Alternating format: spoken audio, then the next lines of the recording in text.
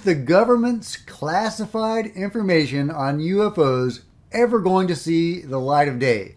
Okay, this is a really interesting snippet of an interview from Lou Elizondo talking about classified UFO information. So let's dig into it a little bit.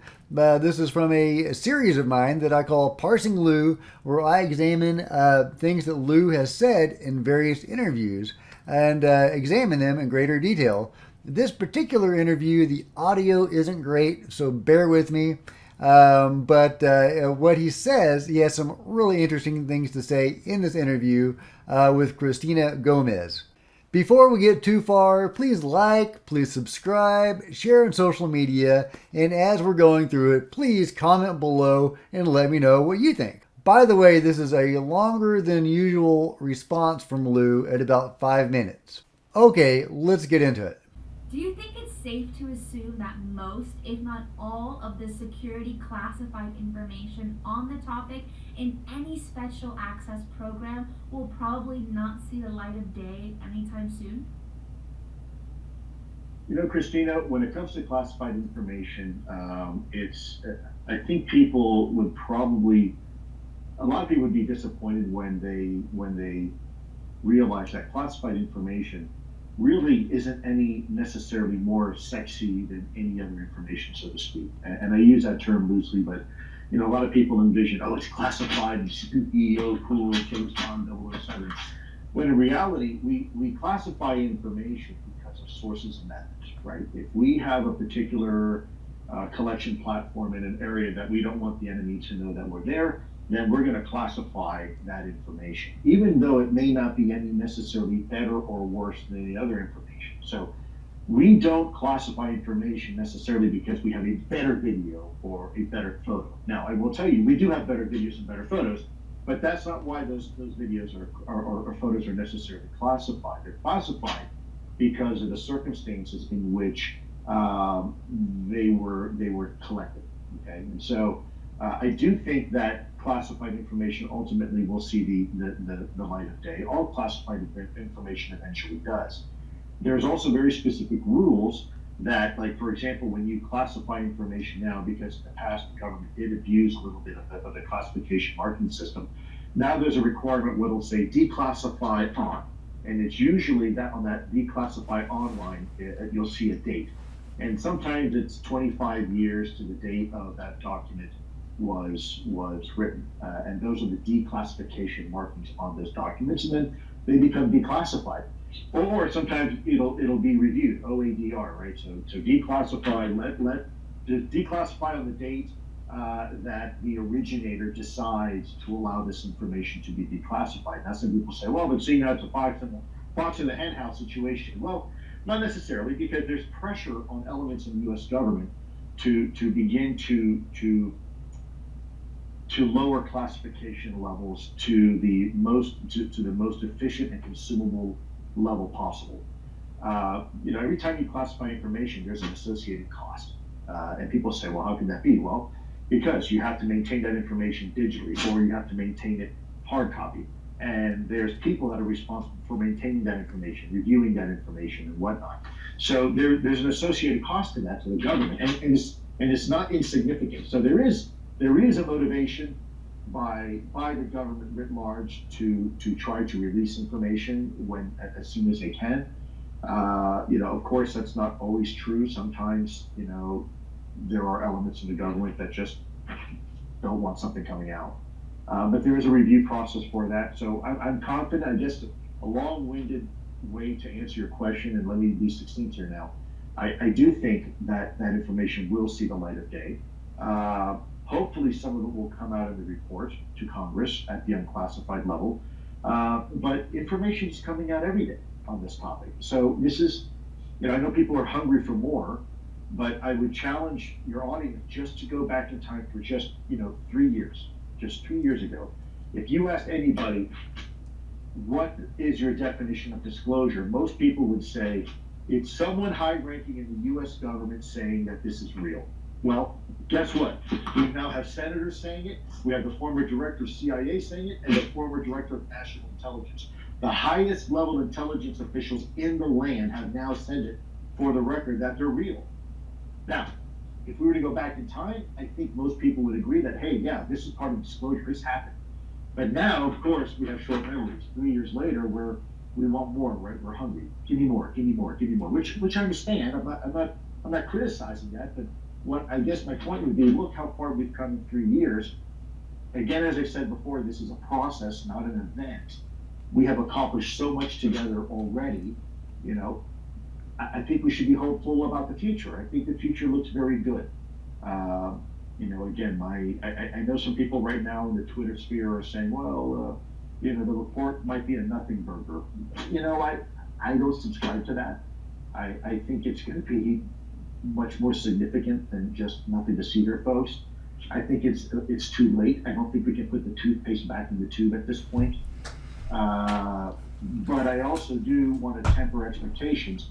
If you're expecting a picture of a UFO sitting on the White House lawn, that's probably not going to happen. If you are, I'm pretty optimistic about that. That would be amazing.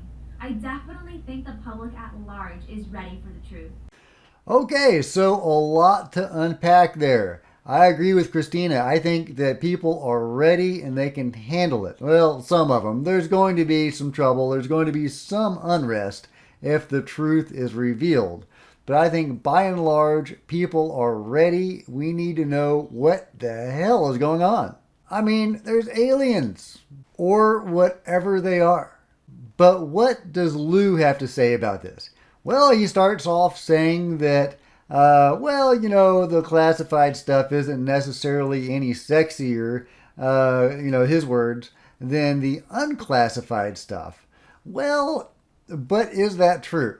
And has he himself talked about fairly sexy stuff that is classified? The answer is that he absolutely has. Just a few weeks ago, probably after this video is shot, since this is evidently shot before the report came out, but just a few weeks ago, right before the report came out, he was talking about a long segment, a long UFO video that's cleaner and better and more interesting than any of the declassified UFO UAP videos that we've gotten, that shows all sorts of erratic behavior and crazy, you know, gravity-defying movements that this craft was performing. So that's just one thing that he said recently about a really great military video of a UAP. So that's just one thing that Lou has said, and he has said countless other things, hinting at some fairly sexy stuff. He's talked about how the government has materials in their possessions, materials from UFOs, potentially even UFOs themselves, whole craft. As far as I am aware, he has never discussed actually operating these craft.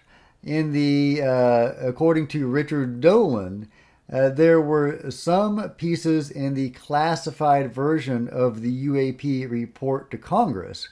Well, Congress got to hear some pretty juicy stuff that we do have ships that are, you know, UFOs that we have created or whatever, gotten to work, and we have flown them, but only over the military bases. At least that's what Congress has been told. I don't believe that for a second. If we have ships that we can fly, I doubt we have confined those to the military bases if they're operable, if they're fully operable. Now, if they're still experimenting on them like they were back in the days of Bob Lazar, or seemingly, at least that's what he saw, and you know, the ship that he saw experimenting, that they were working on, was only flown over the base, and it wasn't fully functional. They didn't seem like they could, you know, go to Alaska with it or to China with it. So if they're still at that level, if indeed that was the pinnacle of their, ability, and you know, because I still think that maybe he was in one program, but there were other programs more advanced than that. But who knows? But at any rate, there do seem to be ships that we can fly that Congress has been informed of. And we're talking, full-blown UFO kinds of ships. And Lou himself has hinted that he helped write the UAP Task Force report, or that he had some input into it. So he could have been the one to put that in there, that we have ships that we're flying over military bases. So Lou knows that we have some pretty sexy stuff.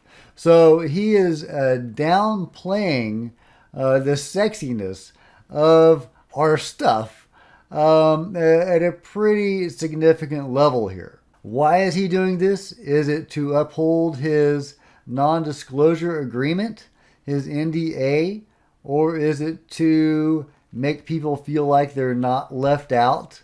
What is his motivation for downplaying how sexy and juicy and interesting our involvement with the phenomenon is, and at what a high level it likely is?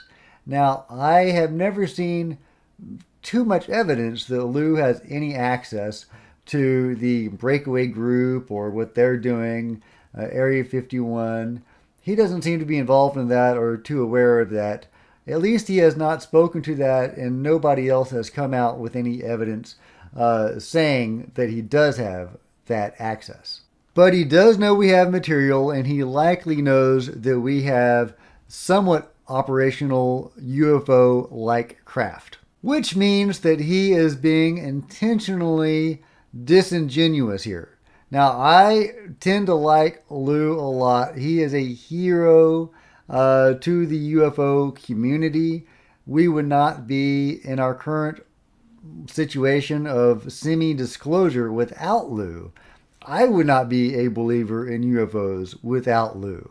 Many are in the same boat. So he is a hero, and I really don't want to get on his case too much. I know he can't reveal certain things.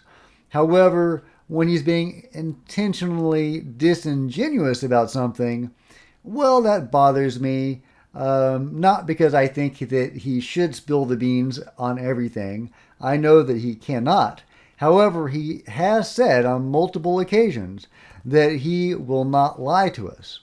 That there are some things that he can't say, and when that happens, he won't say them. But he won't lie. He has given his pledge that he will not lie. So, is this a lie, or can we just classify this under downplaying something? I will leave that up to you.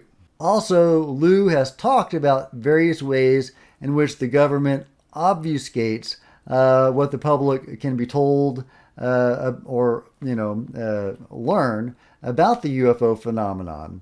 Ways that people in the government can subvert the FOIA requirements by just going down the hall and talking to somebody instead of sending an email that can be FOIA'd, or other ways where, for example, on the ships where they see UFOs and UAPs, maybe in their official reports, they don't call them UFOs or UAPs, they'll call them drones, in order, again, to make that harder to FOIA and harder for the public to find out.